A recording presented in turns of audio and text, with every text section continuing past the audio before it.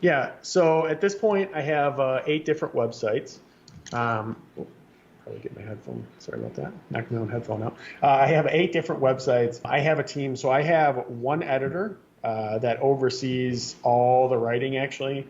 She's a former teacher, which is usually what I recommend. She's very good with grammar, that sort of thing, because like, I don't need her to look at the content so much because I create the content briefs and I create the content templates for people to write from. So generally speaking, and I kind of almost outline the article form. So generally speaking, they're going to hit on the right points that I want anyway. But she'll basically read through them, look at the content, make sure that, the grammar's good in that. So she'll do that. And then I have writers, depends on the website, but I have one writer that writes for 3 websites. I have one writer that just focuses on one website.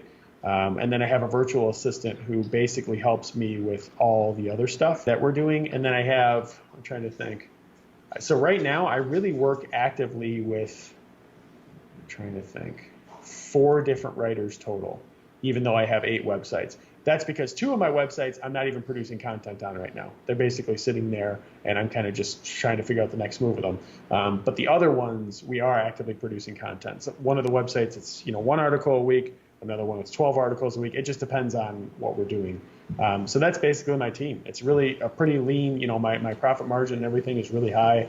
I try to keep a lean team with everything. And that's pretty much what I do. And then, so I create the content, or I create the spreadsheet with the keywords. It then gets pushed, or I give it to the writers. The writers pick a topic. They write about it. It then goes to the editor.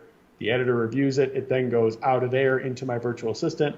My virtual assistant then takes it and she posts it to the website. And she takes care of like Amazon affiliate linking when it's needed. She takes care of all the different, just formatting and all the junk that I don't want to do. So there's plenty of times, to be honest, where I don't even see the content. I'll just go in every week I kind of keep an eye on it, to make sure, and I'll randomly spot check. But I definitely 1000% do not read through everything going through my websites at this point. Perfect.